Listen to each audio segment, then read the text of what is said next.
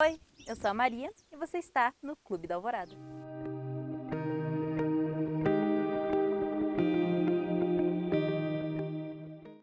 Bom, eu acho que vocês devem ter percebido que eu estou num cenário um pouquinho diferente, né? Aproveitando esses dias de calor, aqui pelo menos na minha região está muito quente, mas está um dia bonito também, e resolvi vir gravar aqui fora, né? O som dos passarinhos, não sei se dá para ouvir um pouquinho deles, mas aqui também perto das árvores, que traz uma refrescância muito boa. E aproveitando esse cenário, hoje eu vou falar sobre mais uma obra que eu achei interessante. É uma obra que ela estava, eu vou confessar, ela estava parada lá na minha estante, que eu não estava tendo coragem de começar a ler ela. Mas por não apenas por ler, mas de tentar resolver ela. Bom, eu vou explicar um pouquinho mais então sobre o livro que eu vou falar hoje, que é A Mandíbula de Caim. Eu acho que vocês já devem ter visto sobre esse livro, ele na biblioteca ou alguns outros vídeos também sobre ele, porque de certa forma ele é um livro de investigação, né? Tem uma história de investigação, mas não é só isso. Se fosse só isso, seria simples demais. A Mandíbula de Caim retrata outra coisa que você tem que fazer além de ler. Vou parar de enrolar e chegar logo no ponto final. É um livro onde você é o investigador. E você, junto, né, acompanhando o narrador da história, tem que descobrir 6 pessoas que foram assassinadas e os 6 assassinos. Mas não só isso. O livro, ele está totalmente fora de ordem. Ou seja, além disso, você tem que descobrir a ordem correta da história. É interessante, não é? Eu achei muito interessante. Bom, agora eu vou falar um pouquinho mais sobre ele. O livro, ele foi originalmente publicado no Reino Unido e foi traduzido aqui para nós, né? Então até depois eu vou dar umas dicas que eu comecei a um pouco a resolver e eu vou compartilhar um pouco do como que eu tô fazendo para tentar resolver esse livro, né? E depois eu vou citar um pouco das minhas dicas também relacionadas à tradução. Mas também mais para frente, né? Depois eu falo um pouquinho. Voltando aqui, o livro, ele foi, né, a ideia surgiu em 1934, né? Como está escrito aqui na capa do livro. Não sei se dá pra ver direitinho, qualquer coisa. Depois eu tiro uma foto e ponho pra vocês acompanharem comigo. Edward Powers Matters. Acho que é assim que fala, não sei, talvez eu tenha errado mesmo. Também conhecido como Torquemada, o compilador de palavras cruzadas do jornal inglês The Observer. Isso, ele fazia palavras cruzadas. Ele publicou esse romance diferente como um quebra-cabeça literário, né? Como está escrito aqui, o quebra-cabeça literário mais terrivelmente difícil do mundo. Isso mesmo. E é difícil mesmo, gente.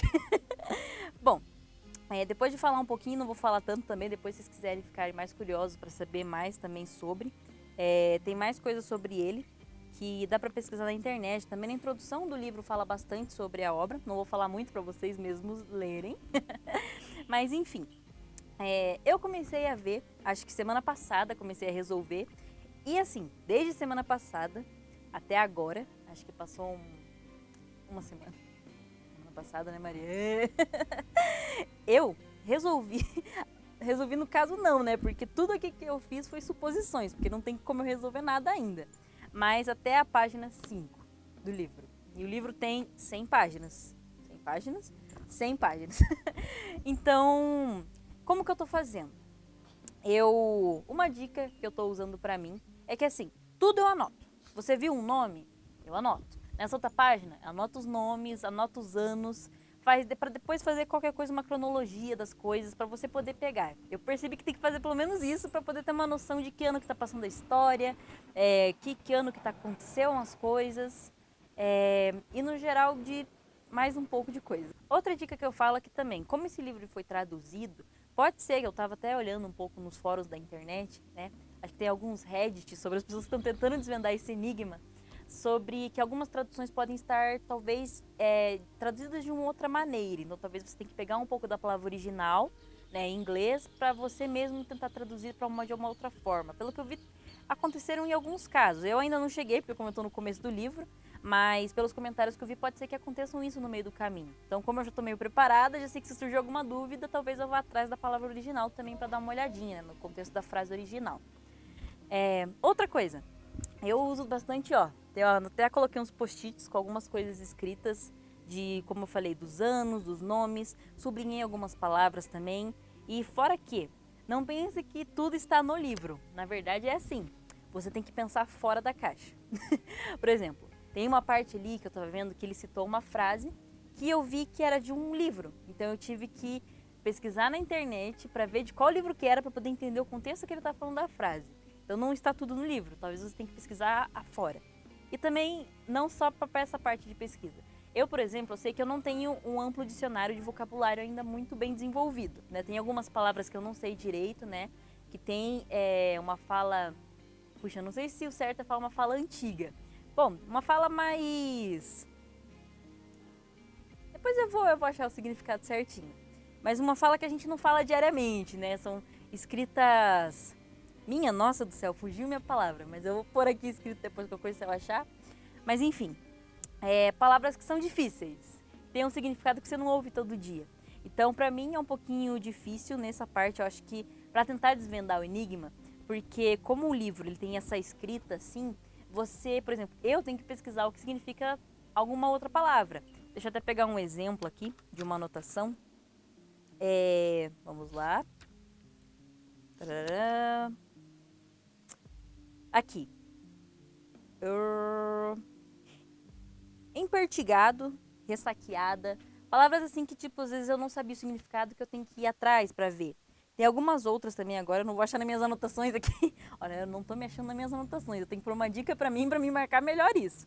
Mas enfim, ele também cita, nessas primeiras páginas que eu percebi, cita bastante nomes. Às vezes tem alguns nomes que você pode olhar na internet que ele está fazendo referência a outros autores, a outras coisas que talvez valha a pena na obra. Talvez mude alguma coisa no futuro para sua análise. E, bom, eu tô seguindo isso, né? Talvez depois eu perceba que eu tenho que fazer uma cronologia de tempo e de nomes das pessoas, porque tem várias pessoas que às vezes são citadas em uma página, que cita na outra de novo. E fora também as coisas que tem que ir anotando. Então, e um ponto legal é que esse livro, ele deixa você arrancar as páginas. Tem até uma página aqui, que eu acabei soltando, sem querer.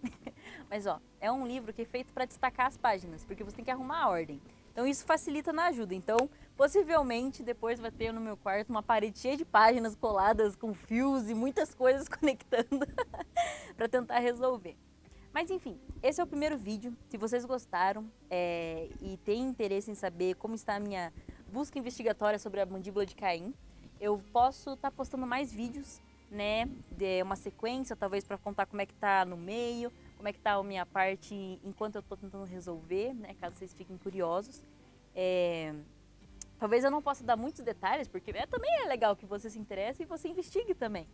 E fora que, depois que você tentar, como eu falei, esse livro, ele tem muitas combinações, mas só uma é certa.